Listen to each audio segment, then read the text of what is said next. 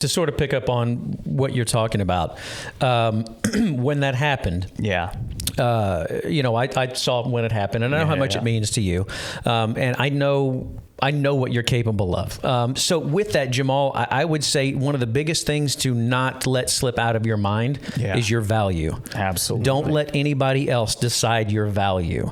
Whether you have to start from square one or what, if you've got to start over completely, just know that your value is still the same, but it may not necessarily be to serve the situation you were in. And maybe that value that you have will serve the next situation better. So whatever that is, find where your happiness is and try to combine the space where your happiness lives and your value lives and put those together so you can thrive all the way around. And look, I mean, sometimes starting over is the toughest thing because you want to do something different and you lose some money as a result. You lose some status as a result. But ultimately, if you put your efforts and energy into something that will grow with you, and grow for you, then ultimately you need to do those things that you have to do that are hard on the front end to get to that joy at the very end. And I told you that day when that roster came out, I said, dude, you aren't quantified by a number on a piece of paper. Absolutely. You're much better than anything anybody could have put on you to make you feel less than. Absolutely. So, I mean, I hope that helps. But guys, any thoughts on that out of the gate for you?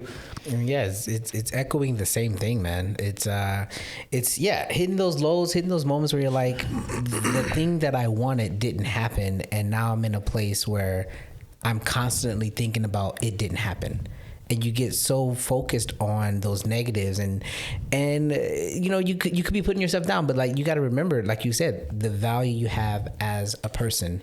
Remember those moments of happiness. Remember those things that you bring to the table. Remember that the fun and the joy. If the fun and the joy isn't at work, find where that fun and joy is outside of the work.